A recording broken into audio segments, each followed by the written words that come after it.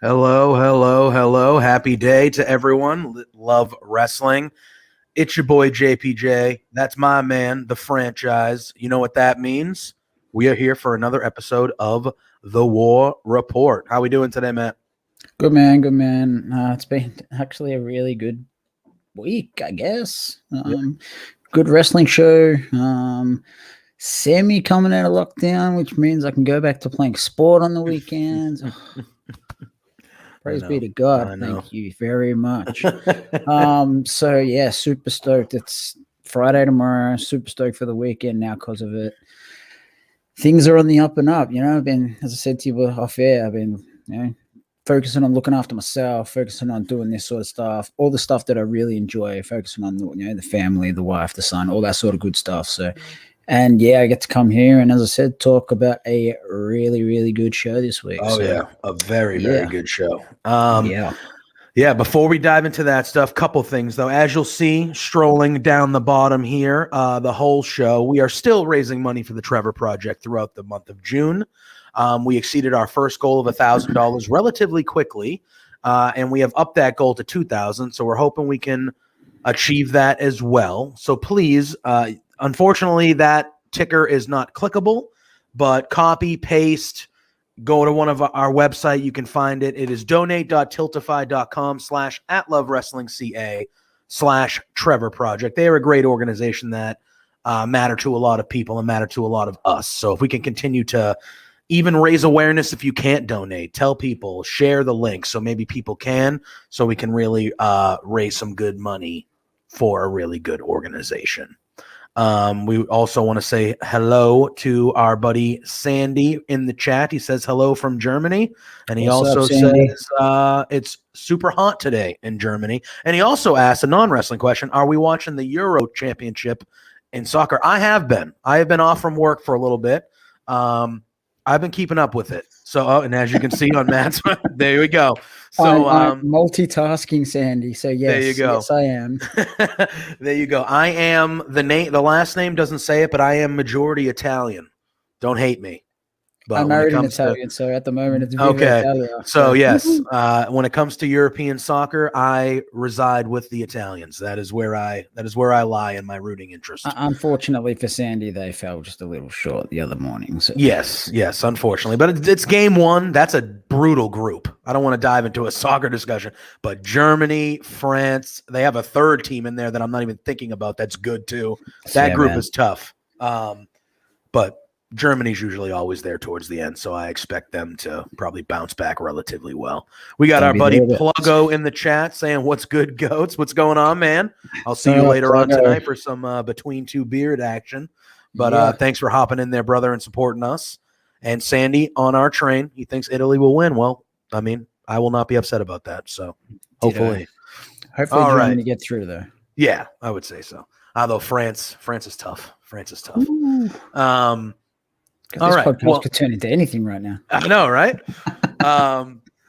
But before we dive into, like you said, and what I agreed, I thought this was one of the best NXT episodes we've seen in a long time. Like, I thought it was excellent.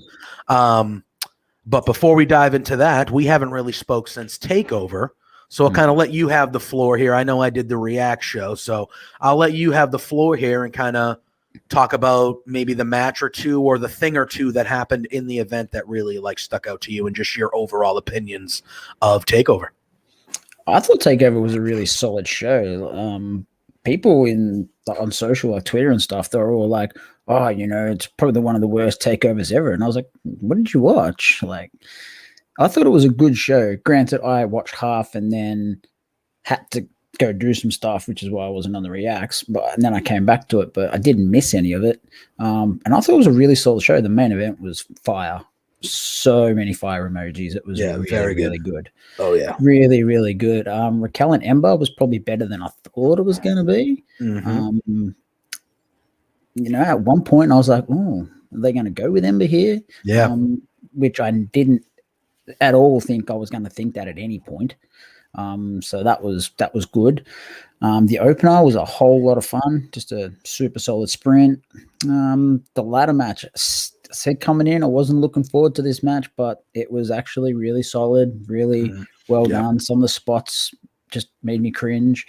We said it on the reacts. I thought that ladder match, and Mighty Joe agreed with me. It was very like new school and old school at the same time. Like they did the high spots and the stuff you would expect from a newer generation of wrestling, but it was a lot of old school ladder match bumps too. That was really cool to kind of see that blend of like, oh, that's some of the stuff that, used to happen in ladder matches back in the day, Yeah. And that end bump from Grimes was just, nasty. That was nasty. So that one. And I'm just trying to think. The second match was Martinez and Xia Li. Even that was good too. Super solid match. Yeah, Xia Li got the win that she needed. And that that aftermath with Mei Ying just tossing Mercedes halfway. Like literally, like she was nothing. Like she was nothing. Man, if that barricade wasn't there, she's still going. I'm surprised someone hasn't made one of those memes where like they just fly to the moon and just orbit the damn thing. Because it was a good show. It was a really good show, and I agree, Sandy, 100%. Yep. And then, as Sandy said in another comment that I'll put up on here, we'll transition to NXT on Tuesday night, and the topic of discussion, as Sandy says here, I mean, there's a lot to talk about because the whole episode, in my opinion, was pretty fire, but Joe coming back is like new life into like it's immediate. The second that music hit, it was like, okay, like stuff like as JR used to say, business is about to pick up a little bit here. Yeah. And it was just like, it was a case of one of those things where it was expected.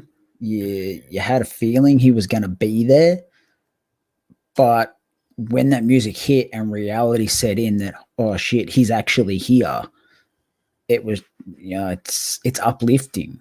Oh yeah. The show was from there too. Yeah. It's a good day. Oh, it is. So that is how NXT started. William Regal, we see a recap of Takeover. William Regal comes out to the ring, and he was very emotional. I thought he was cutting, we expect greatness from Regal. Regal's just been so good for so long. Yeah. In any role, as a performer now, as the general manager, he's just always been great. And he was super emotional. He was talking about how he's been with NXT since day one, and he was a commentator, and he got to call the very first Takeover from the desk. And he talked about watching NXT grow from just being in this little FCW little thing in Florida all the way to traveling across the world. He mentioned going to his hometown of Blackpool and watching it with his nieces, which made him emotional. And then he starts to say that because of his love for NXT, he knows that he cannot give the fans what NXT deserves anymore as a leader. And right as he's about to what we think is resign or quit or whatever, Karrion Kross's music hits. And I want to say this is the first time Karrion Kross has always come across as like a monster heel of sorts. This is the first time he was really a dickhead. And at least that I can remember, that like he was in the ring and what he was saying was like, oh, you're an asshole. You know what I mean? Like you're just being a mean person. Triple H heard those boos at Takeover, and within 48 hours, he's like, you want a heel? I'll give you a fucking heel. That's no problem. Yeah, exactly. So Kross comes out and he says, him and Scarlett knew this day would come, but they just didn't know when. And he's like, you know what? Last week I told you that things were out of control, and I want to hear you say it. I want to hear you tell these people that you're leaving, and I don't ever want to see you again. And it was kind of just like, oh, why being a jerk? But he says that, and he's yelling at Regal, like, say it, say it. And we hear Samoa Joe, and immediate pop. Joe comes right to the ring, kind of looks dead right at Kross right away. And he goes, Mr. Regal, you said you needed to speak with me. And Regal was like, yeah, I was hoping it'd be out back, but you're here now. So what the hell? And he goes, yeah, I cannot give the NXT universe what they need anymore. And I think that you're the type of person that would command the respect that being a general manager needs. And Joe looks at him and he goes, I appreciate the offer, but absolutely not. And he goes, however, I do have an offer for you. And he goes, and I agree with Pluggo here. He says the crowd was way more into Tuesday than Sunday. It did seem that was my only negative about Takeover is, and I guess there was like a nightmare story for those fans. Like there's more, if you read into it, there's more things that happen throughout the day for those fans there that I don't know if that was part of the reason. I've heard getting in was a bit of a they were trapped in the rain. They had to take buses. It was kind of a nightmare. But that crowd on stands weren't open and all sorts. Yeah. That crowd on Sunday night was really the only negative I had to say about it. It was just some things were meant for pops and they just did not pop. And it was like, okay, all right, well, whatever. But that's for sure. Yeah, oh yeah, for sure. But Joe says, I do have an offer for you, Regal. You know I made your life a living hell when I was here, which he did. He goes, but I feel like I always showed you respect. So I am offering. He doesn't really say what the role is as an enforcer, security, whatever side, like just a sidekick kind of. But he says, I'm willing to stay here and be by your side and make sure that you get the respect you deserve from everyone. And as he's saying that, he's looking Cross dead in the eyes. And then Regal says, okay, well, if I were to offer you this or accept this, you need to understand you will not be allowed to be a competitor, which makes me sad. But we kind of knew that was the case, sadly, a little bit when these rumors started. He goes, but you cannot be a competitor and you cannot lay your hands on anyone. And then Regal kind of turns to Cross and goes, unless you're provoked. And Samoa Joe accepts and he goes, all right. He goes, only thing I have left to say. And he gets face to face with Cross and he goes, why the hell are you still standing in this ring? And then Cross begrudgingly, slowly leaves.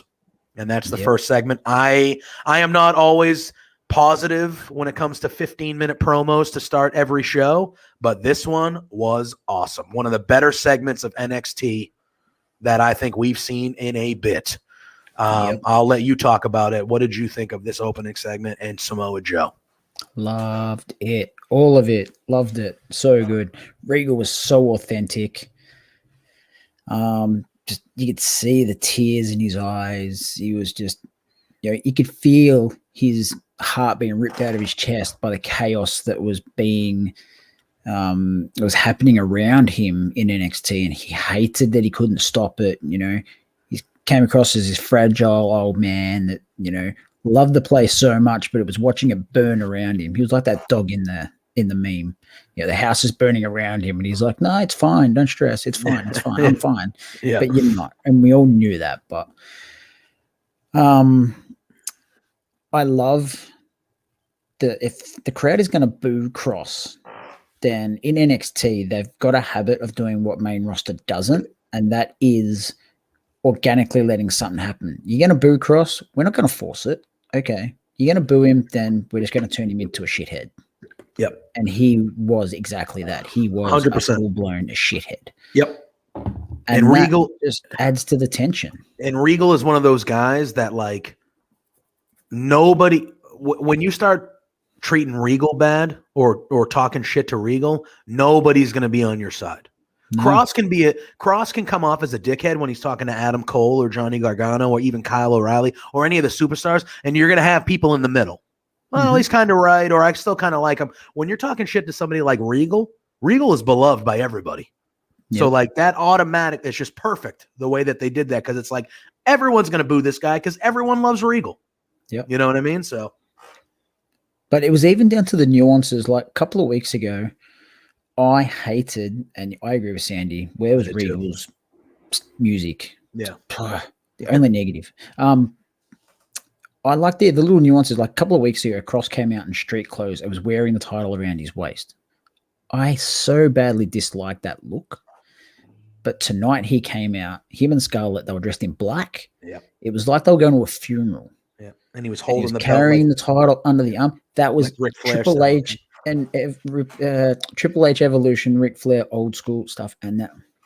Yep. Give me all of that. If it's going to be a shithead heel, do that stuff. Hey, Ed, what's going on, man? What's going on, Ed? Thanks for popping in as usual. Absolutely. If they're going to do that, do that. 100% just push forward with Cross in that role. Mm-hmm. And I'm happy with that. He can still still be the monster that they want him to be in the ring. Absolutely. And then be the 100% asshole heel. Yeah. 100%. They can work that perfectly. Yeah. He can be that shithead heel. Like in the early 2000s and like 99, 2000 and stuff. I loved Triple H as the heel. He would sell out arenas because people wanted to see him get his head kicked in. They wanted to see him lose. Mm-hmm. People will pay or tune in to see Cross eventually get dethroned. Mm-hmm. The longer you drag that out, the better audiences you're going to have. And then eventually it's going to happen and people are going to love it. It's going to be so good when it eventually happens. But you got to pick the right moment and hold that out. And Cross is perfect for that role because Scarlett can talk for him. He can talk for himself. And he can just be this shithead heel who is so big and brooding that no one's going to come after him. People will hesitate to come after him. He's just going to be like, okay, you know, if you're not going to come to me, I'll come to you. I'll fight you. I don't care. Mm-hmm. And that's the appeal.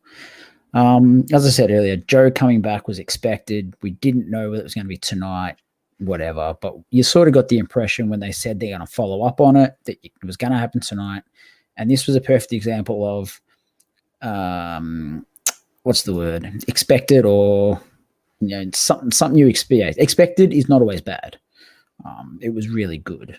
And Joe is ungodly on the microphone. Don't know why he was sweating so much. It must have been like a million degrees. Yeah, I was gonna say he was sweating. He was sweating. Yeah. I just expect the Regal and Joe pairing to work. Yeah. And I really liked how Joe, as you said earlier, Joe admitted that he made Regal's life a living hell when he was there, but openly it says, look, this is basically my way of saying, I'm sorry. I made this place bad for you back then. Let me help you bring it back now. Mm-hmm. But yeah, I absolutely love this segment. It was a perfect example how 15, nearly 20-minute opening promo can work. Yep. And still have you hyped up for the rest of the show, coming off a big show. Oh yeah, big time. Oh man, I just thought, like I said, that segment was one of the better ones that we've seen from NXT television in a long time. Yeah, and and throughout the course of the night, I had like goosebumps like 3 or 4 times just thinking about Joe if he's able to get back at any point. Mm-hmm. And we will talk about it. It started with Joe versus Cross just eyeballing, and I just got goosebumps. I was like, oh, just fingers and toes and everything I can possibly cross. Pardon the pun, cross. Yeah. And hope that one day that damn well happens. Yeah. And that would bang. Yeah. It would bang. And we have Sandy says a dream match for him would be Lesnar and Cross. I think that might be something we see down the line potentially. I think that'll be sooner rather than later. I think so too. That'd be, yeah. All right. So then we come back from commercial. We get the grizzled young veterans cutting a promo. They said that they heard and felt the disrespect that Ciampa and Thatcher said on Takeover. And they said that they're going to get their heads kicked in later in the Tornado tag match. And then we get a really good tag match, I thought. Here's too was Imperium versus Breezango. We have talked on here about how much we love Breezango and Tyler Breeze and Fandango, but like those guys are just great workers, great characters. Imperium is very good too. And now it's just these two guys and Walter. Obviously, Walter's not in the States, but now that Wolf is gone, they're on a path to kind of come back a little bit here. And I thought this was a really good match. Imperium dominated most of it. And then we come back from a break and we see Tyler Breeze gets a hot tag and he gets immediately laid out with a brutal clothesline by Eichner. Then oh my God. But then he turns it into a quick little small package and Breezango gets the quick win here. And Imperium loses their mind. They don't let Breeze leave the ring and they just beat Fandango was kind of taken out during the match. So he's not around to, and as Sandy says, Imperium, my German fellow. Yeah. And then he also says Breezango is awesome. I agree. I both these teams I'm a fan of. They then give him the doomsday device where Bartel hits the European uppercut there on Breeze, and they take an Imperium flag or banner, they might have called it, and they drape it over Breeze. And they had a really good camera shot from like the top looking down as they did their pose there. Again, it wasn't the longest tag match, but 4 really good wrestlers, 2 really good teams, and they put on for what it was, I thought a competitive, good tag match here.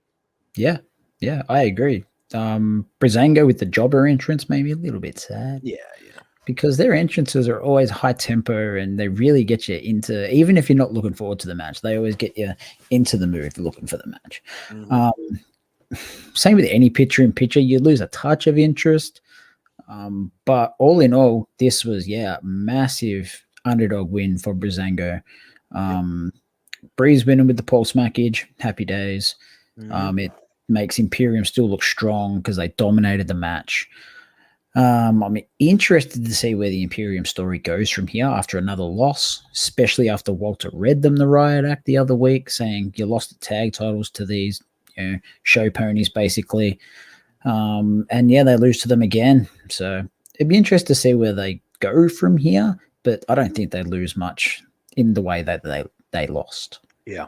And we got Ed with a hot take in the chat saying that this NXT tag division he thinks is close.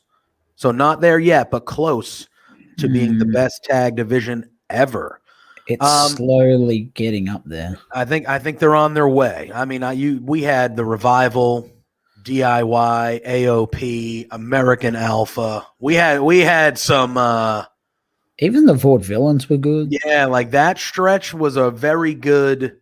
Yeah, and then the transition, and you even had like the War Rate. I mean, yeah. But if you look at the landscape of the tags now, you have Breezango, you have Grizzled Young Veterans, you have Ciampa and Thatcher, you have MSK, you have the Legado del Fantasma guys. Lorcan and Birch. Yeah, Lorcan and Birch when Birch is healthy. You have Imperium. I mean, there is a good Ciampa, division. Thatcher, MSK. They're all there.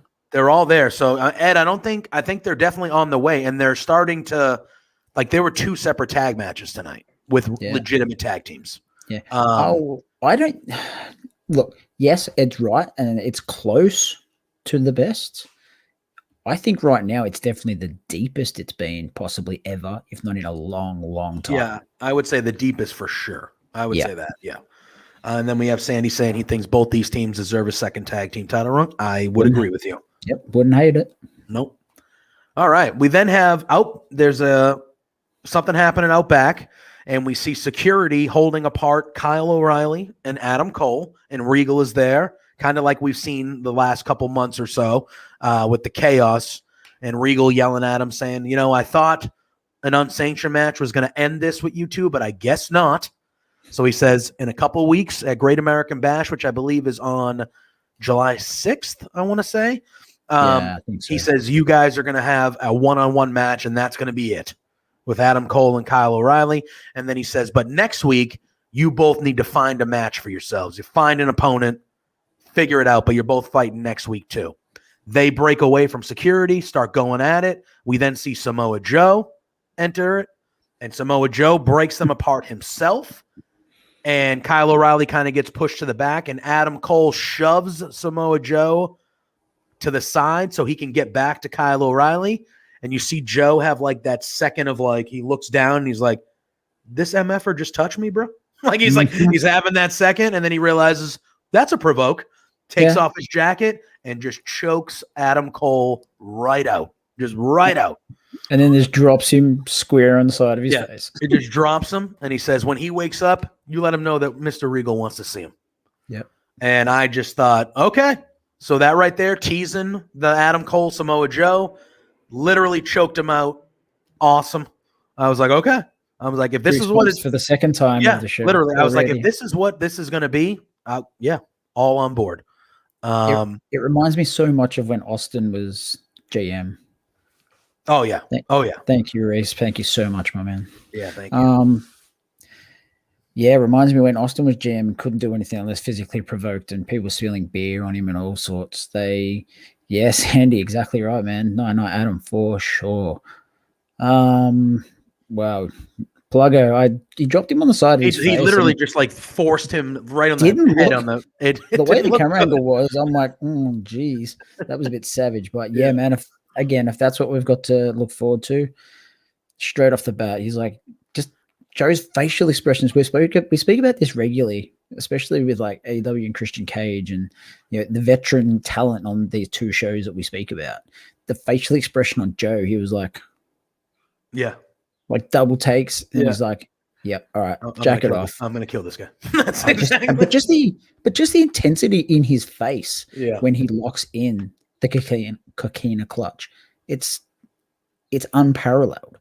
Mhm. Now, in any language, it's just a rear naked choke, really.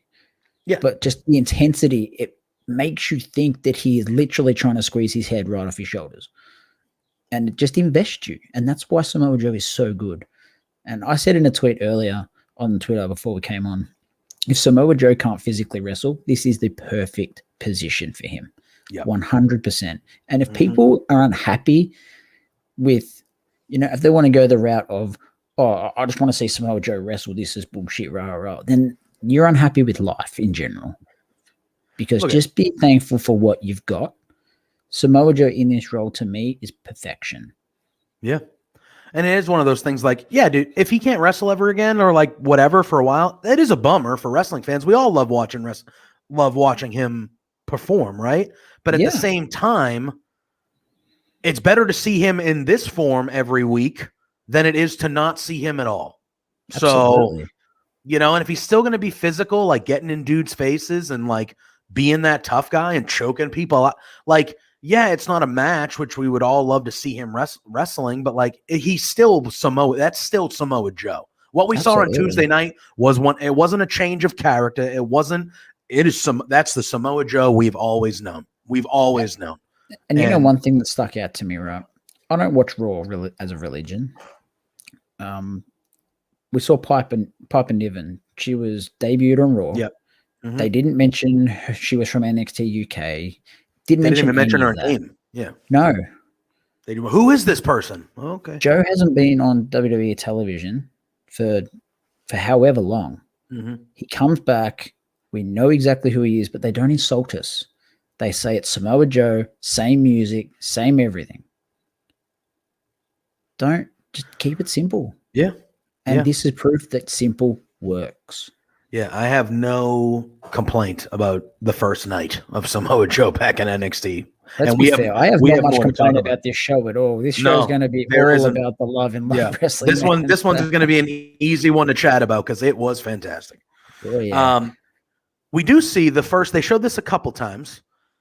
We see a charging battery, just like right in the middle of the screen, almost like your phone's dead and it's charging. The first time we saw it, it was at 0% becoming 1%. This is this time here. And we did see it another time later where I think it got up to like 11 or 12%. So it looks like this is something they'll be teasing over the next handful of weeks or something like that. I don't know if it will be a debut or a potential return of sorts. I do not know. It's really up in the air. When these things happen, you always see people on social media throwing things out right away. But it's intriguing. It's definitely... The first time it happened, I was like, oh, this is just part of the commercial. Yeah. And then I was just like, oh. And then it happened again later, and I was like, oh, like what is this? They're going to introduce or something's happening with this. Yeah. So something to keep an eye on, maybe. Much like Diamond Mine, which we'll talk about later, I have absolutely no idea. Exactly. And to me, that's fantastic. Yeah. Yeah. I love that I have no idea. I don't want to know. Yeah. Or Wrestling Pluggo thinks that he hopes Heath Slater. I love Heath Slater. So, but I heard a couple people on social media say Tegan Knox, maybe that she might be coming back again. Well, I've mentioned her the last 2 weeks. So if she is Tegan Knox, you heard it here first. Yeah. So, I mean, again, but I agree with you. Like, I got no clue who this could be. And I think, like I said, it only got up to 11% or whatnot. So I'm assuming this will be a kind of slowish build. And maybe she, he, she, whoever it is. Yeah. I'm sure it'll be good. From what I saw on Tuesday. Came back. Yes. Ember came back and they were doing the night vision goggle stuff, I thought that was amazing. Mm-hmm. You know, I figured it out before the end, or I had a fair idea who it was. But, you know, with this sort of stuff, it's so cryptic and so good. So good. Very good. We then see Santos Escobar, and he is talking about what happened at Takeover. And he's saying that Bronson Reed, the only way that he could beat him was by squishing him again. And this time he even had to take it to the next level and drive him through the barricade. Did he then says, yeah, that was a spot. That was a spot during that match. Boy. He then says that if it was one-on-one, what happened at Takeover would not have happened that way, and he would be the North American champion. And then I don't know if he officially challenged him, but he said that he wants a one-on-one with Bronson Reed for the North American Championship. Now, I like Santos Escobar a lot. I like him a lot, and I think you know where I'm going with this. I fear I do, yeah. Why does he deserve to get you yourself as a fan like me? Give me a reason why. Oh, and let's say hi to our buddy Josh. He says, "Hey Kings, hi Josh. Thank you for Josh hopping in. Always a pleasure to see you in our chat." I'll physically say it. Congrats on the Layla follow, Mr. Robinson. Oh, I know. Amazing stuff. Ooh. I'm just trying to find a reason about why he deserves another chance when he's lost you know what I mean? As much as I like the guy, and I would love him to be North American champion down the line, no problem with that. But like, he already, and I get it. It was a 6-man. It was, it wasn't just one-on-one. I get it, but you lost that one. And then the previous 2 times you had big matches for the Cruiserweight title, you lost both of them too. Yep. So I don't know why you automatically deserve another match for the North American title when you haven't won a big match in a month now. JPJ, I said it last week. Did I not? Feuded with Cross while he was champion, lost. Beat Devlin at Takeover, but we expected that. Yep. Lost to Kushida, lost the rematch in a 2 out of 3 falls to Kushida. Yep. Lost this Takeover. Yep. I warned you last week. If he doesn't get pinned, he's still going to come for the title, whether we like it or not. Mm-hmm. I warned you it would happen. And here we are. Yeah. I mean, you did warn. I did see it coming. I kind of knew. You had a feeling. And like I said, this has nothing to do with Santos Escobar at all. It's just I don't like when they do these booking tropes that they do like this. Like, oh, you can lose 5 or 6 matches in a row, but you know what? If you want to go for a title, you can just go for a title. Yeah. Or you can have a superstar or a tag team. They'll lose for months and they get one quick win over the champion, and all of a sudden they're number 1 contenders. It's like, no. You got to work that way up. Like, how's that work?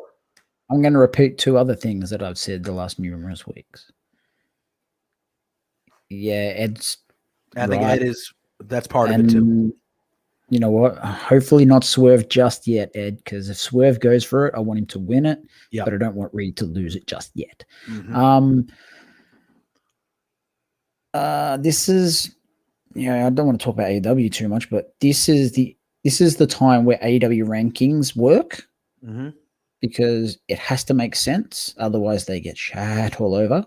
And this is, people want to shit all over Dark and Elevation being so long and having so many matches, and that it shouldn't count on the records, but they're the perfect type of shows where people like Santos could wrestle, your Trey Baxters or your whatever Christian Casanova's new name is from last week. He could wrestle those sort of guys on these shows, get good hard fought wins. Yep. And then when he gets that eventual title match, people be like, oh yeah, he's racked up some wins. That's cool. Yeah. It's but simple. NXT being a 1-2 hour show a week, it's so much harder to do that. Mm-hmm. And yet Ed's right. They don't really have anyone prepared for Reed outside of someone that we haven't already seen hold the title before, or something that they don't have going on. But you know what? look, they're gonna have the match. It's probably gonna be a Great American Bash in a couple of weeks, and it will be great. It'll be a great match. Like I'm not complaining about the match. It's just the thing is, some of that stuff just doesn't make sense. One or two things are going to happen. Santos is going to lose again, and we're going to go, where does he go from here? Or he wins, and then we get another rematch. Yeah. That's how it drags on again. Yeah. So it's going to go one or two ways, but yeah, you're right. He doesn't deserve shit, to be honest. Yeah. And I love the guy. And exactly, it's sad because I know we're both fans of him, and I'm fans of that whole group. I'm fans of Bronson Reed too. I'm fans of. Yeah, I like Escobar a lot, but it's like, you don't deserve a title. You just don't. Nope. All right, we then get. WhatsApp said either shit or get off the pot. Yeah, exactly. We get the Kushida Open Challenge again for the Cruiserweight title. And for the second week in a row, I know you mentioned his name earlier, we get a debut on NXT announced by Wade Barrett. We get a vignette hyping him up, and he gets a full entrance. I believe his name with New Japan was Blake Christian, but he is going by Trey Baxter in NXT. I don't know much about him in any form. This was really the first time I've seen a full match with him. He was smooth as hell. He was very good. Very, very good. Very, very good. Spent a lot of time in JCW, I believe. Yeah, and then I knew he did some New Japan Strong stuff earlier this year. That's at least where he was most recently of whatnot. Yeah. And obviously next week it's not going to happen, as we'll dive into when we start talking about the end of this match. If they want to put Kushida in this role as Cruiserweight champion, and they're like, hey, you're going to be an open challenge every week, or you're going to have a big match almost every week, and we're going to introduce some guys against you because we know you'll have a great match with them, and we can kind of prop them up to be like future players here. They did it last week. I forget his name. Is it Carmelo Hayes? It was Carmelo Hayes, right? Something along those lines, yeah. They did it with Christian Casanova, Carmelo Hayes last week. They did it this week with Trey Baxter. I'm all for that. I am all for that. Like, that is a perfect role for Kushida. That Absolutely. Is perfect. Because he's going to have. And he would love it. 100%. And he'll. Exactly. And I think that's part of it too, is he's. Oh, I think Sandy is taking off. Thanks for joining. Thanks, Sandy. Take care. Your participation in the chat. We will see you soon, my friend. I'm all. I think that's a perfect role. And then, I'll kind of let you talk about the match. And as we go on, then you see, like, occasionally, like next week, we're getting a big match with Kushida, like a big match. That's going to be a good one. But yeah, I think this role of introducing new people and having them have a banger with Kushida right away in a title match and giving them that vignette. They did the same thing. Carmelo Hayes got that vignette, full entrance, new song, like that. Automatically makes these guys, it presents them as people that are going to matter. Yeah, absolutely. And it's the perfect thing to do. It's the perfect thing to do. Yeah. And they're not just chucking willy-nilly people who are green out there. They're chucking like legit guys who were really good on the indies. And Pluggo, you're 100% right. Everything I've seen of Blake Christian rules. Yeah, I've got the chat up here. Pluggo, thanks for gifting subs, man. That's so good of you. You're a ledge. And yeah, the chat also says it feels like a senior old open challenge. Yeah, Ed said it now. I agree 110%. Cena used it to elevate people. Kushida's using it to elevate people. And I said it last week, and I'll say it again now. I love that they give you these little hype or intro videos for who you're about to see challenging Kushida. Yep. Because if you don't know about them, you do. Blake and his girlfriend, who's Cora Jade, if you didn't know, signed together. So, they're looking to elevate themselves. And I think they will do that because they're very good. But, this match was so, so good. Super fun match. Few botchy spots here and there, but much like MSK and Legato last week, when you're going at 110 mile an hour, there's going to be some wonky stuff. But yeah, man, Kushida wins with the hoverboard lock, expected, but it was, the match was really, really good. Oh yeah. What happened after It was also really, really good. Yeah. So throughout the match, we come back from a commercial break and we see Kyle O'Reilly standing at the bottom of the ramp, just kind of watching the match.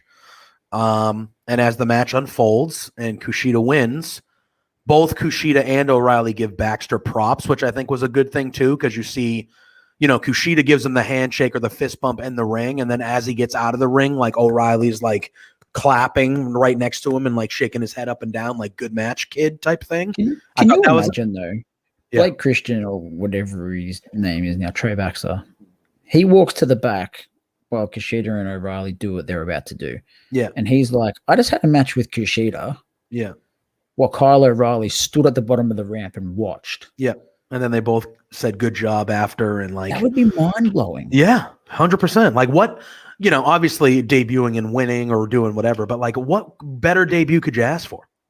He was competitive from the jump. Oh yeah. He was never out of his depth in this thing. No, not cool. Yeah. And that's why this open challenge has been great, especially with the opponents that they're picking. Yeah.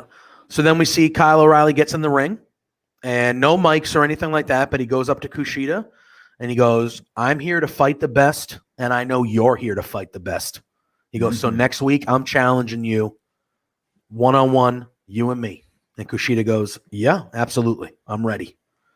And so, as Ed says, cool Kyle versus Kushida next week. Put it in my veins. 100% that match. I hope it's the main event. That match.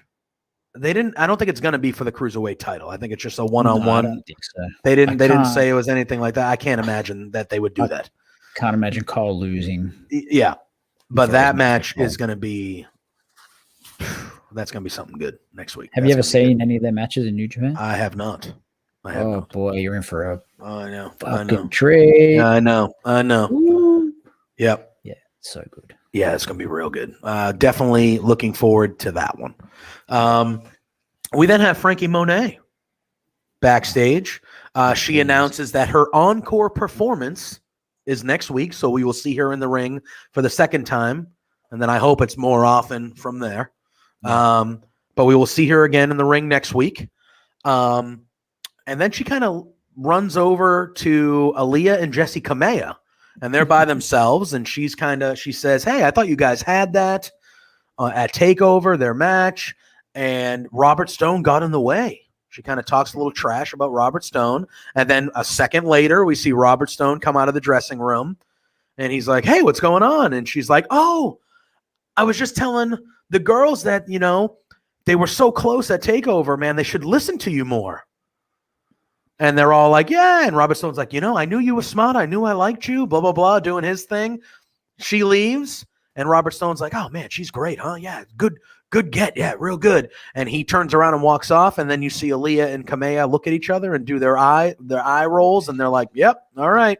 And that's it. They know he's a dipshit, and they just still hang around with him. So I like this a lot. For as simple and as quick as it was, it's a tease that maybe Frankie Monet might get some friends and have a little bit of a group. Maybe she's going to create some dissension. Maybe they're going away. And it's something, and again, how long has Aaliyah been there? We've talked about it whenever we see her, right? Aaliyah's been there forever. And the Robert Stone thing hasn't worked out a ton. Yeah, they're still around, but it's not really working, you could say. No. If you pair them up with Frankie Monet and they're like Mean Girls, or they're do whatever they do or whatever, that's intriguing. That's intriguing. Absolutely. What did you think about this segment and the potential stirring or switching of Aaliyah and Kamea maybe going with Frankie Monet, or just leaving Robert Stone in general? I loved it. I thought this was short and sharp, like a lot of promos tonight. Frankie in action next week. Oh, yes, please. Yeah, Ed. 100%. I'd be down for that too. Danny Jordan might have something to say about that, but that's okay. Yeah, I'd be happy with it to have some lackeys. And Jessie Kamea and Aaliyah would be perfect for the role. I like that they rewarded viewers who potentially were Impact watchers, knowing that Robert Stone was in Impact the same time as Taya was there. So I like that they sort of give you that affirmation. But yeah, Frankie's an interesting one. She's really good in the ring, and if this leads to Kamea and Aaliyah joining with her, then happy days. Happy days. I agree. We then see a vignette with Mercedes Martinez, and she is watching the footage of what happened at Takeover with Mei Ying kind of grabbing her by the throat and tossing her around. And she turns around and she goes, yeah, I felt the wrath of Tian Sha on Sunday night. It is what it is. She goes, but like I told you last week, I'm the wrong one to mess with. And she calls out Boa. She says, Boa, you want some? You'll get more of that steel chair action. She goes, Zaya, as far as I'm concerned, we're 1-1. So anytime I'm ready for that. And she calls out Mei Ying. She goes, next time, you ain't going to have an opportunity to get out of that chair because I'm going to knock your ass out of it. Again, short, sweet, badass. That's what Mercedes Martinez is. Even in a defeat, she's like, yeah, I felt it. I lost, whatever. But, like, that don't stop me. That don't stop me. It never has. Again, short, sweet, perfect. I loved it. Yeah. I loved it. I agree. Well, obviously, we're going to get another Xia Li Mercedes match, possibly Great American Bash as well. It seems they're going to prep that one to be obviously a big deal. So, if that's the case, cool. Yeah, their match at Takeover was good. So I'm for it. And the Mei Ying stuff's so intriguing. No one knows who it is. No, and I think that gets lost a little bit in amongst Xia Li in these feuds. You don't really know. We have no idea who Mei Ying is. We've got no clue who it is. People have been saying it's Karen Q, it's this person, it's that person for ages. Yeah. But that gets lost in the shuffle amongst all this. But, finally at TakeOver, she stands up, comes face to face with someone and just wrecks house. Yeah. It was just so good. Yeah. And, prior to the match at TakeOver, the feud didn't have heaps of build, but they're continuing to slowly build it up. And the blow off of, if it's a Great American Bash, that's another 3 weeks away. Yeah, that's good stuff. Oh, yeah. Very good. And you want to talk about good stuff? Another good segment. We get Ted DiBiase coming down to the ring. They show a little highlight package of LA Knight. LA Knight comes down to the ring, and this was a different promo. And I thought it was still a damn good one because that's what he does. He was being very serious, talking at a very serious level. And he talked about how when he grew up, like Ted DiBiase was a favorite of his. He was a fixture of his childhood. He was all these things. And he goes, it's very rare that not only do you get to meet your heroes, but you get an opportunity like I did on Sunday night or, I and LA Knight, that I did on Sunday night where I got to not only meet my hero, but I got to fight for the $1 million championship and win in front of my hero. And he's very complimentary of DiBiase. DiBiase, you can tell, is really in it. And he's like, oh, I appreciate that. And LA Knight goes, he goes, I'm just shooting straight here. This is the greatest moment of my professional career. And it would be the honor of a lifetime if you could officially crown me the $1 million champion. DiBiase says, of course, gives him the belt, crowns him. Says, they do a little introduction. There's fireworks, everything's happening. And then LA Knight goes, man, I can't begin to tell you what this means to me. He goes, I have everything I've ever wanted. And he goes, and now that I've had everything I've ever wanted, it's time to drop what I don't need. And he just lays out the $1 million man with one just big ass punch. He fights off security. And then he decides to stick around a little bit, and he's giving the boots to DiBiase. And then we see Cameron Grimes run down, and Cameron Grimes got a huge pop from that crowd. He gives him a few clotheslines him out of the ring, tends to DiBiase, and then he's just screaming, you crossed the line, you're going to pay for this, you crossed the line. The crowd is flipping out. They're chanting to the moon, all sorts of things going on here. Yeah. This was excellent. I thought this was, if the opening segment with Samoa Joe didn't happen, this would have probably been my segment of the night. I love this. So good. 100%. Yeah. And I'll do, Ed says, Ted taking a licking at his age. That was great. It was. And I bet you he was pumped. I bet you he was thrilled to do it. His 67-year-old ass was happy to take it. Oh yeah, and I'll let you talk about it for a little bit. Yeah, what did you think of this whole segment? Ted getting taking a bump, getting his ass beat a little bit. Cameron Grimes, everything. For someone that hasn't been invested in much of this story, this was really, really good. As you said, LA Knight coming out being super serious. Originally, I was like, oh, this is a bit odd. But then as it kept going, and DiBiase was playing off him so well, he's like, oh, yeah, I appreciate that so much, rah, as you said. You're like, oh, he actually means this. And but that's why the swerve of him decking DiBiase works so well, because it went on long enough that you got invested in, oh, he actually means what he's saying, and then bang, and then you're like, oh no, he's still a prick. Yep. And that's people who have held the $1 Million Championship notoriously are exactly like LA Knight. They're just 100%. Chicken shits. Yep. And that's, and originally LA Knight winning at Takeover, I was like, it's a bit of an odd choice, but this made it make sense. This is why he won the match. He was booked to win the match, and that's totally fine. The feud's going to continue. Whatever. But now we've sort of got, there's an evolution to the story. Grimes is clearly the babyface now. Oh yeah. That was a major pop. Like he's over. That guy is over. Yeah, absolutely. He's super babyface now. He's going to have DiBiase in his corner. This can only end one way. It's going to end with Grimes winning the $1 Million title, and that's fine. How long it takes to get there, I don't know. But yeah, this was a super solid, didn't drag, and it was just fun segment, if you will. Because to see someone of DiBiase's age willingly happy to put over the younger talent on the roster, that would mean everything to LA Knight. Backstage, he would double down on what he originally said. Oh yeah, and mean it. And DiBiase would it'd probably bring him to tears, to be honest, because he just loves that sort of stuff. Oh yeah. But yeah, this was super, super solid, super fun. Yeah. I enjoyed it. I did too. I thought it was a good piece of business. Yeah. We then get Raquel Gonzalez and Dakota Kai backstage, and they are asked, Raquel is asked, why are you interested in going for the tag titles, basically? And Raquel says, hey, her and Dakota have unfinished business. And you can tell, she says, you can tell Candice and Indy that eventually we'll be coming for them. And she basically says Dakota wants gold. And for me, Raquel Gonzalez, 1 belt, that's just not enough. 2 belts sounds better.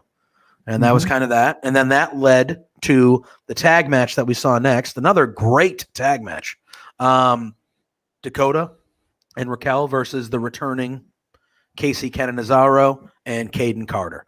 It ended up being a really, really good match. Yes, but this was not the match that I was expecting them to have. I was expecting them to have a quicker, not really a one-sided affair, but like a quicker match where Casey and Caden hit their stuff, and then it was just Raquel and Dakota and taking care of business. So you're expecting a semi-squash? Yeah, I would say a semi. Semi. I would, I think they would have done their due diligence to make Casey and Caden look okay, and then But this, there were multiple times throughout this match where I was like, these two are going to win. These two are going to win this match. Raquel was getting beat up left and right. Again, I was like, oh no. Raquel was getting a lot of offense on her, taken out of the match multiple times. I was like, man, but it was a very good tag. It was a very good tag match. Yeah. And then obviously towards the end, as you would expect, Raquel kind of overpowers them, which leads to Dakota hitting the GTK for the win on Cannizzaro. But yeah, I thought it turned into a way more competitive match than I thought it would be. But I thought this was, again, another, and we're going to talk about one more excellent tag match. But this was another really good tag match on this episode of NXT. Yeah, man. This match was super fun. I have to nitpick it though. That is good. That's fine. Why is Casey, who's about 2'3" and weighs about 100 pounds, maybe, if that, soaking wet, hair washed out of the shower? Why is she doing hurricane runners and head scissor takedowns on Raquel? No. Yeah. Just no. Yeah. Like I was all about Casey and Caden's double team moves and taking her off balance with a drop kick or a crossbody, and then the other one drop kicks the crossbody and Raquel gets down that way. I'm all for that stuff. But why is Casey taking her down with head scissors and stuff like that? That's no. Yeah. No. Otherwise, this match was super, super fun. Casey and Caden, whatever they've been doing while they've been away, obviously working, whether whatever, I don't know why they're away, but what they've been working on is working because they have gotten better in a hurry. Oh, yeah. So much better in a hurry. And that only bodes well. It was only a week or two ago I said this women's tag division has like one team. Now they've got a couple. Yeah. And that's great. Yeah. So I'll let you go. Yeah, I think the tag team offense that we saw from Caden and Casey in this match was really good. Really Absolutely. good. And you can tell that they've been working on, like you said, they've been working on some stuff together while they haven't been focused on television when they kind of ended the Tien Shah stuff. Yeah, I fully agree. I thought even in the defeat, the way that they made them look in this match, like if you see them on TV next week and they're getting wins and then all of a sudden they're the main challengers for Candice and that this was a good showing even in defeat. Like they looked like a team that was on the up and up in this match big time. Yeah. We then see footage of Hit Row from earlier in the day. They were destroying Everrise's like playhouse or house that they had. And then we get a little bit of a promo from Everrise. They go, "Who the hell do you think you are? Destroying our house." I don't know their names. I'm sorry. The dark-haired guy in Everrise, he was like, I think he called him Dollar King. Did he call him Dollar King instead of Top Dollar? Okay, Dollar Bill or something. Yeah, something like that. And he goes like King Dollar, a Dollar King or something like that. Yeah. He goes, "Were you looking for donuts? Would you think there were donuts inside the house?" Cracking a weight joke, whatever. Oh, man. Yeah, it's simple heat. And it's a simple laugh or simple heat, either way, depending on what you're doing. Yeah. And then the light-haired guy says, that was not cool what you did. And they go, you think you can just come in and destroy stuff, but we rebuilt it. And he goes, next time you start ringing people's doorbells, you better be prepared for someone to answer. So it looks like at least we're going to get a tag team match probably with Everrise and Top Dollar and Adonis, I would think, of Hit Row. Cool. Yeah. Cool. I want to see Hit Row in the ring more. Yeah. Definitely cool with this. Everrise. For these guys, they're entertaining. They do this like little weekly 2 or 3 minute stupid promo of them backstage doing whatever they're doing. It's funny. It's entertaining.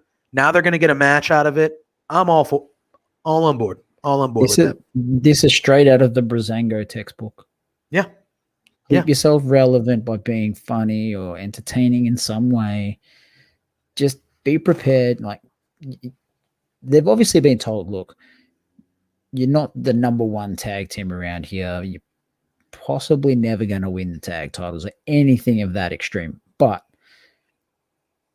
there is a niche for you. Mm-hmm. This is it. Yep. Just keep doing what you're doing. And, they're on TV every week. Yep. That's not a bad place to be. No, and again, and that's all you really want. As a performer, like obviously you would want to succeed and go as high as you can go, but like if you have a job and you're going to be on TV every week and will lead to matches here or there and maybe down the line, maybe a small mini push of some sort, whatever. Yeah, all right. Like they're featured on a high-rated wrestling show weekly.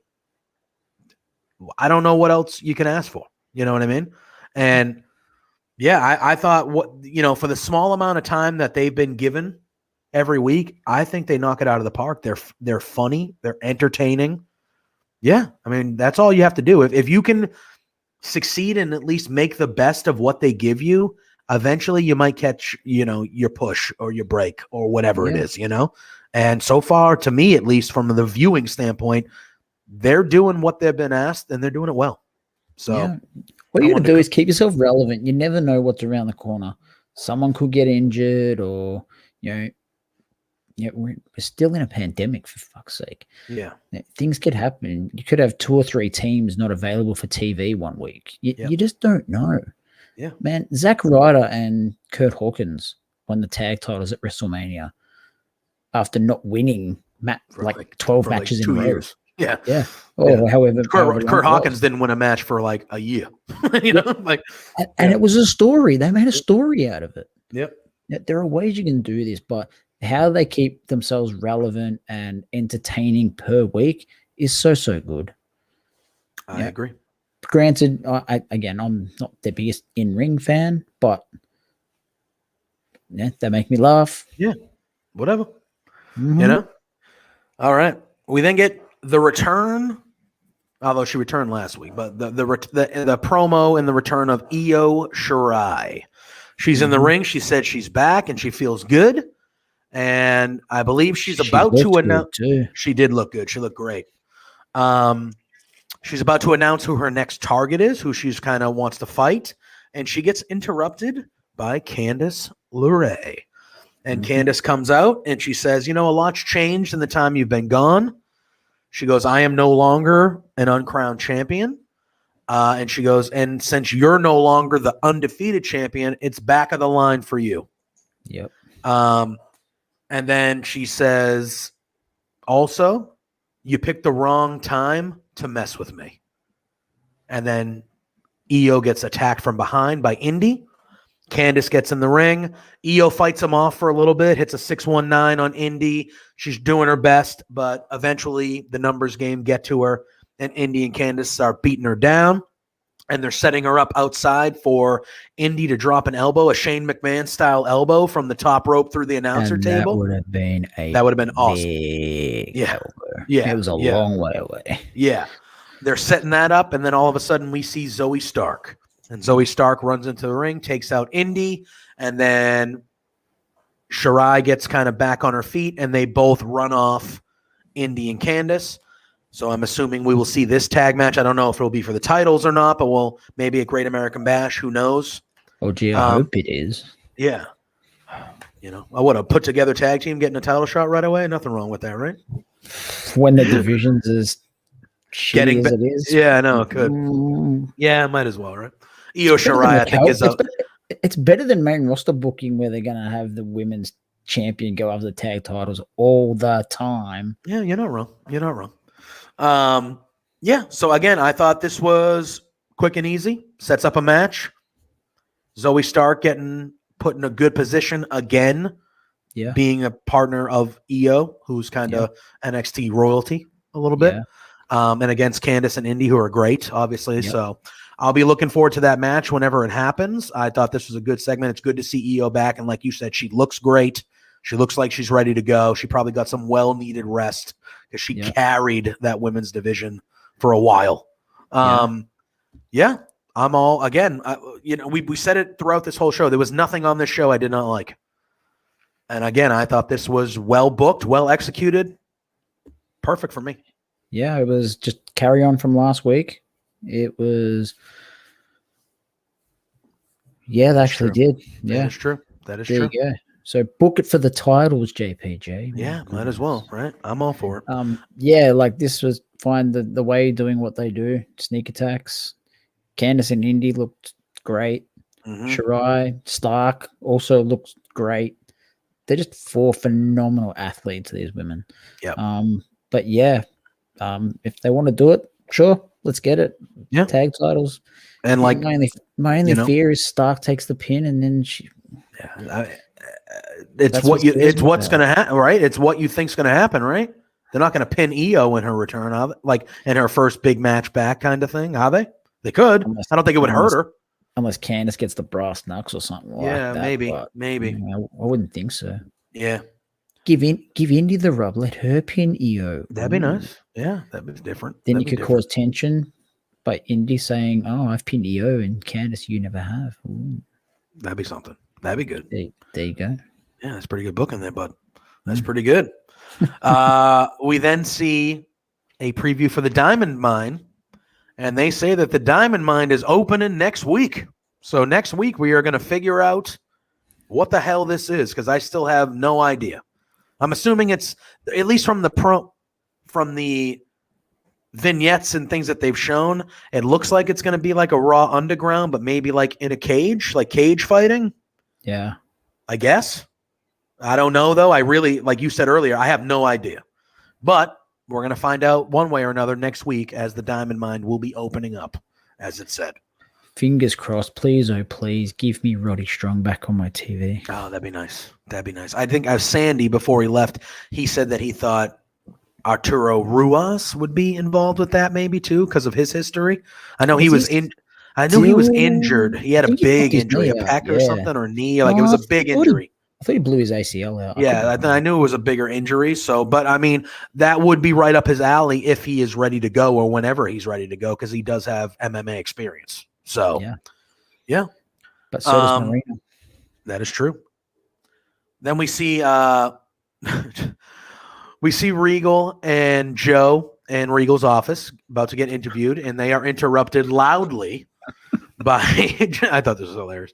By Johnny Gargano and Austin Theory, and Johnny's doing the Joe, and he's real animated, doing the Joe chants.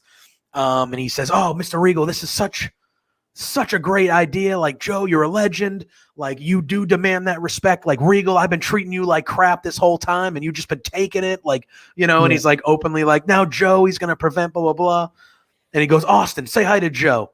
And Austin does he goes, "No, we're not doing the Diesel thing. We're not doing the Diesel thing." With the glove and all still. Yeah, yeah. And then Gargano's like, "You idiot, we're not doing the Diesel thing." Oh, God. So good. It was so funny. And then Joe just goes, Hey, Johnny, can you do me a favor? Yeah, what's up, man? What's going on? Yeah, he's just so pumped. And he goes, "Get the hell out." Yeah. Johnny's like, "All right, cool. Sounds good, man. Yep. All right, we'll see you." And he's like, and that was it. He shit himself. Oh, yeah. So good. Oh, man. So good. Again, short, sweet. Gargano is hilarious. Yep. And Austin Theory, I am warming up to as the weeks go on. Personal stuff aside, whatever. But like what I'm seeing on the screen, like he is becoming that kind of laughable idiot that you're kind of like, all right, like this guy's a clown, and Gargano plays off him so well. Yeah. But even when he wrestled the other week against Locke and against your boy Oni, he can go in the ring. Oh yeah. Being when he was with Rollins, I didn't see any character development out of him. He was still very raw, still very dry. With Johnny, his character development is through the roof. Mm-hmm. So he's got the talent in ring. He's now putting it all together. That is only going to be a good thing for him going forward. Personal stuff aside, whatever you think of him, I'm warming to him as a character. Mm-hmm. And yeah, this has been a masterstroke putting him with Johnny. Yeah. And he was absolutely hilarious here. He still thinks he's 48 hours behind everyone. Yeah. And Johnny's like, no, we're not doing that. Yeah, we're not doing the deal. We're not doing it. But even their entrance, like, it's tacky, the whole high five thing, and they get orgasmic over it. Johnny's like, "Oh, so good." And you just like, it's so corny, but it's so good. Yeah. It just fits with the way are. But yeah, this was short, sharp, and the ending of this was goosebumps number 3 for the night. Yeah. So then after Samoa Joe, and I did get goosebumps when this happened. I was like, oh, I was watching my girlfriend wasn't really watching it, but she was on the couch with me watching it, and I just like grabbed her arm. I'm like, oh God, please. Like, oh. But yeah, so after he asks Gargano to leave, we then see Pete Dunne. Doesn't say a word, just has that iron stare, and him and Joe just have a stare down as Regal just says, gentlemen, just like, please do not, gentlemen, please. But again, throughout the night, this was the last one with Joe. But throughout the night, they did these teases Yeah. of Joe. And this one with Pete Dunne, and we've talked about it. We both love Pete. We are on the Pete Dunne train. And oh my God, this was so good. This was so good. Mm-hmm. For the 4 seconds words. it was just like, oh, Pete Dunne and Samoa Joe, are you shitting me? Like, yes. It was so good. It was the true definition of a picture tells 1,000 words. Yeah, I 100%. I 100% agree with you. Yeah. We then get one hell of a main event. Ugh. Good Lord. Ugh. They need to do tornado tags more often. Ugh. I feel like that's a stipulation you could use more often. Watch AEW, they have them all the time. Well, yeah, because there's no rules. But I'm talking strictly for NXT, WWE. Tornado tags, do them more often. Yes, agreed. Beforehand, we see MSK in the back eating their popcorn, and Tommaso Ciampa and Thatcher walk by him, and MSK says, hey, good luck tonight. We'll be watching. And they kind of leave, and then we see Thatcher come back real quick and steal Nash Carter's popcorn and take a bite of it and give him that smile, and they leave. And then when you see Thatcher and Ciampa come out, he still has the popcorn in his hand, and he just puts it down on the ramp. Yeah. Good stuff.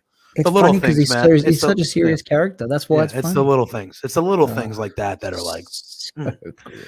And then we get a tornado tag match between Ciampa and Thatcher and the Grizzled Young Veterans. That did we ever friggin' ruled. This kicked so much ass. Yeah. Unbelievable. Yeah. I'll let you go. I'll let you talk about it. But man, these guys from the bell to the end, nonstop, all over the place, beating the shit out of each other. Yeah. I loved it. I loved everything about it. Oh. Yeah. The tanks were empty by the end of this one. Oh, yeah. There was nothing left to give. It was brutal. Even the simple things like the head smashing into the plexiglass. We saw it 20 million times at TakeOver, but it felt different here. It was just brutal. It was so good. Ciampa with the air raid crash off the top rope was good. Ciampa with the air raid crash on the announce table was so good. Didn't break. Brutal. Did not break. Beth summed it up perfectly. It did not budge because it fucking didn't go anywhere. That would have been a heavy landing for sure, and a sudden one at that. The Doomsday device into the tope into the Doomsday device. Incredible. That was picturesque. That was so pretty. Yeah. But yeah, this match ruled. The ending was so good. Yeah. Like it's the little things like Thatcher with the assisted fairy tale ending. It was subtle, but it was there. Yeah. Into the ankle lock and the arm double submission there to get the submission. win. It's so good use of tornado rules. It was just all so well done. Yeah. And you know what? Ciampa and Thatcher, midway through that match, they're slapping each other, hyping each other up. And I'm Great like, team. This is, they struck gold when they put Sheamus and Cesaro together. Yeah, I think this is another situation where it's somehow they've done it again. Yeah. Yeah. And I think we'll answer Ed's question because I do want to dive into that just a little bit because that is a great question. I do love how Ed spells Ciampa, though. I don't know if that's intentional or not. That is amazing. Amazing. There was also that when they put the covering of the table, like they lined it up on the table, and Gibson did the fireman's carry. He bounced, literally bounced off it. And Beth Phoenix did another great. And again, I think NXT commentary, the three of them, might be the best under the WWE umbrella as well. I think they're fantastic. And Beth has gotten so much better. Yes. Incredible. But she called it. Yeah. Beth now is what they wanted Renee to be a few years ago. I would probably agree with that 100%. Beth has turned into a very good commentator. Yeah. And I've always been a fan of Vic, and Wade Barrett can do that in his sleep. Yeah. Ciampa literally bounced off of that. And Beth Phoenix immediately was like, like he bounced. Like she was like, oh my God. That was amazing. The whole match, it was just. Yeah. I want the tag. We talked about it earlier about tag titles and stuff. Like, I want the tag titles on both these teams too. Yeah. Like, I want, so when like we talk about Ed's comment earlier when he's like, this tag division is crazy.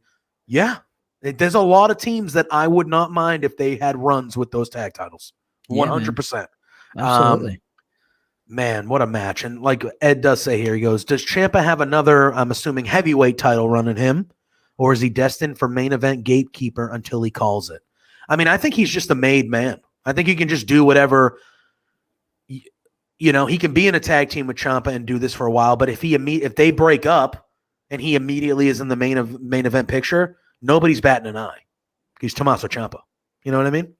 So I still think he needs to win it one more time. He never actually lost the damn thing. He never lost it. And it's crazy when it's crazy when you think about it. Like when he first came back, they played that storyline, but not really as much as they should have. Once he got shafted out of it by UE in the Adam Cole match. Yeah. They never really went back to it. Yeah, it's very bizarre. I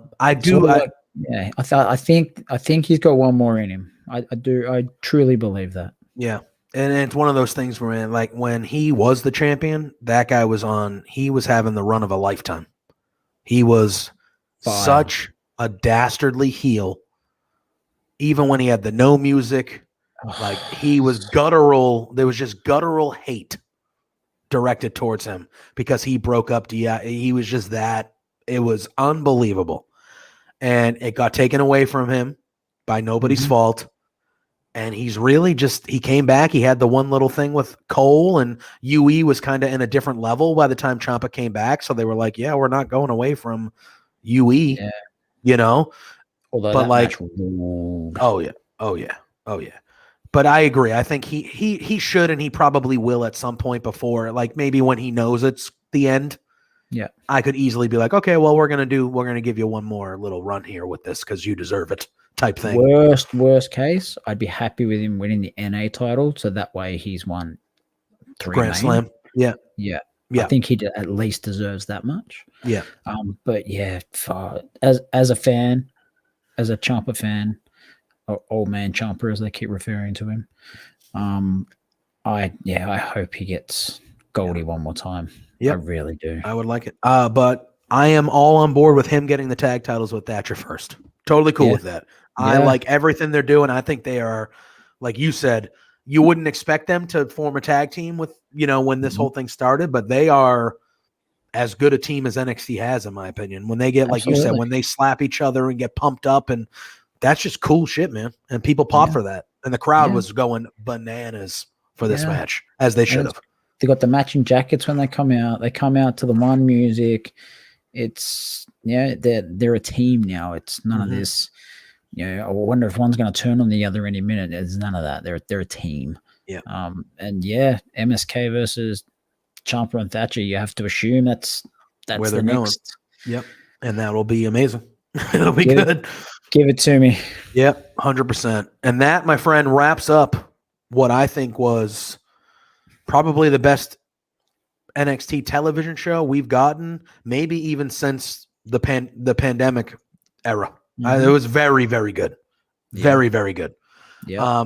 Very excited for what the next couple weeks and where NXT is going here, because Joe being back in the fold. And NXT did end. It did not end with this match. It did end with Regal and Joe out back near a car getting asked what they thought of night one.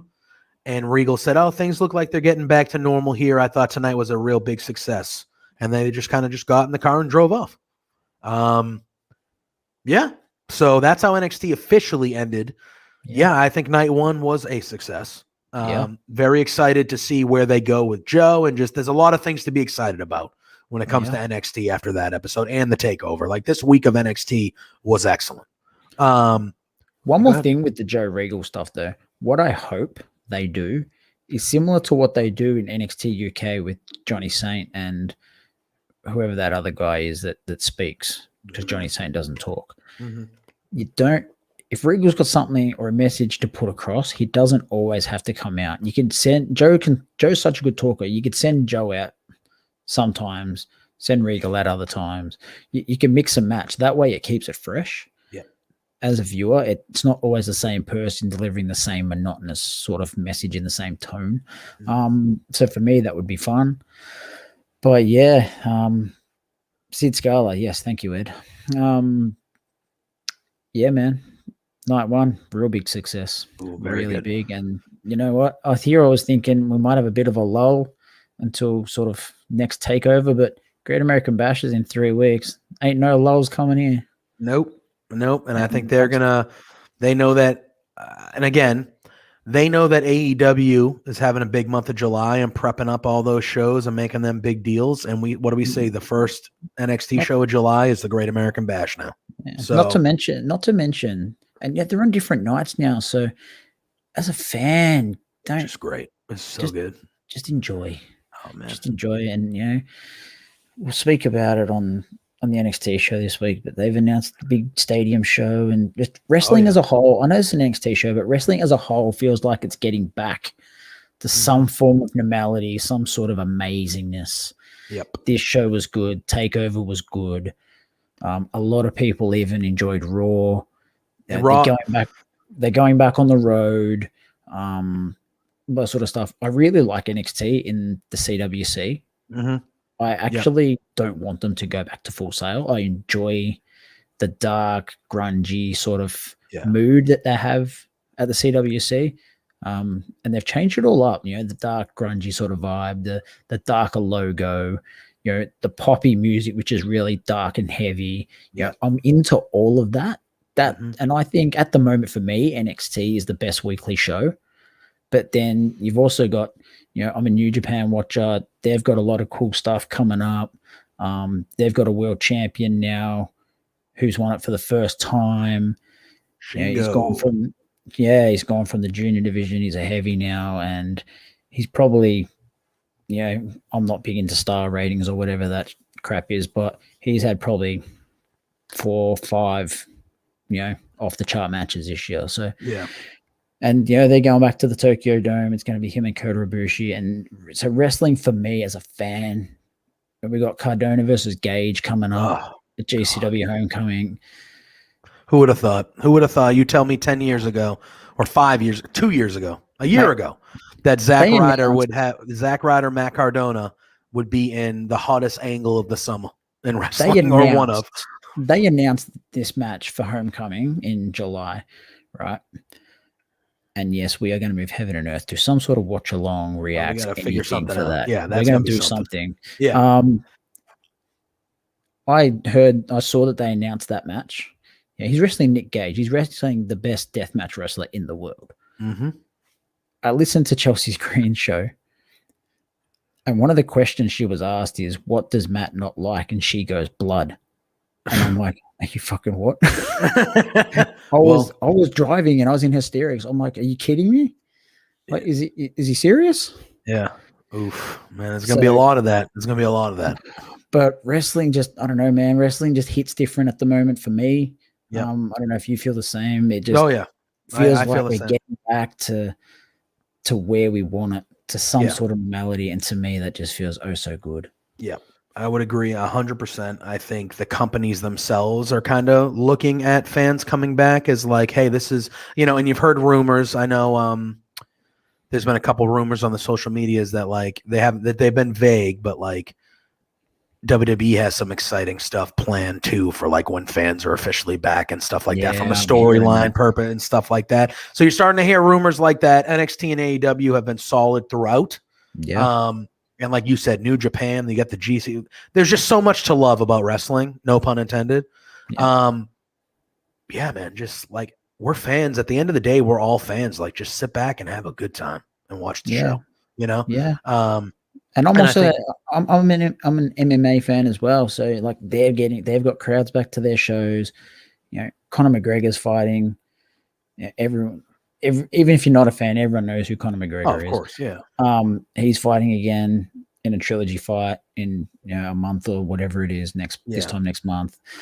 So even that sort of stuff, just combat sports in general, and sports in general. We talked about sports in general. Yeah, we've got the Euros going on right now. We've got the NBA playoffs. If you're into that, NHL, I think they're up to the Stanley Cup now. If they're not, it's the playoffs. Yeah, they're in the play. Yeah, I think they're down in the final 4. So they're getting to the finals. Yeah. Yeah, it's all systems go. Fans are slowly getting back in some way, shape, or form. As I said, my state here, we've been back in lockdown number 4. We're slowly opening up. They're hoping next week to have sport in my state, like pro sport, with smaller crowds. Mm-hmm. In the regional area of my state where I am, we've got a game. There's a game tomorrow night in the Australian Football League. They're getting a small crowd there, Nice. so that's a step in the right direction, which keeps me positive. And you know what? Yeah, as I said, wrestling just sort of hits different at the moment, and shows like this NXT show they make you smile. They really do. 100%. Before we get out of here, as you have seen, strolling along all the show throughout the whole show, please donate to the Trevor Project. We are trying to raise money all month for them. It is donate.tiltify.com/@lovewrestlingca/the Trevor Project. It was our goal of 1,000. We crushed that. We're on our way to 2,000. So even if you can't donate, share the link, make people aware. Raising awareness is, in my book, equally as valuable as donating money. Absolutely. So anything you can do to help. If you already have help, thank you so much. But continue to do so, please, because it's something that we all care about a lot. And it's something that you'll hear on every show we do throughout the rest of the month. So if you can, please donate.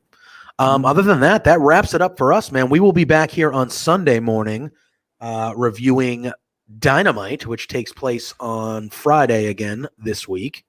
And then next week we have, was next week the Saturday show, or is it Friday? The next two Saturdays? Next two. So we got Friday night this week, and the next two are Saturdays, and then they're back on. Then they're back on Wednesday. All right. Yeah. So you will see Matt and myself early Sunday morning for another episode of The War Report. You will see me on this same channel later on tonight at 8:30 p.m.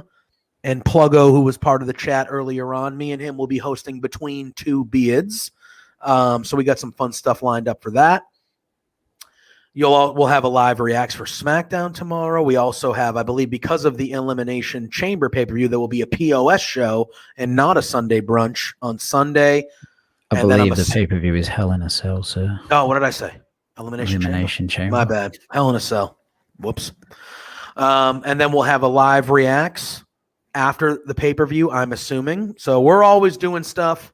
Love wrestling. Be on the lookout. Follow me at Joseph_Poulin Jr. on the Twitter.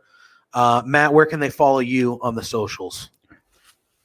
On that where is it? Yeah, there we go. On that one, that's 2 underscores because I'm too cool for school. Not really. That's just what I'm going with. Right. 2 underscores, and the rest is history. But you know, my YouTube link's up there too. I'm trying to add some stuff to that. As I said earlier, I'm trying to work on making myself happy, doing things I enjoy. So that I'm trying to get that back up again. But you know what? You're not losing me from here. So I'll be here. I'll be here once, twice a week, 3 times a week. Love it. However many times Spencer will allow me. Exactly, right? And I love it. All right. Thank you, everyone, for tuning in today. Thanks for the chat and, you know, good questions, good responses, stuff like that. We like to include the people watching the show as much as we can. So thank you for hopping in the chat. And again, I am JPJ. That's the franchise. Thank you for tuning in to The War Report.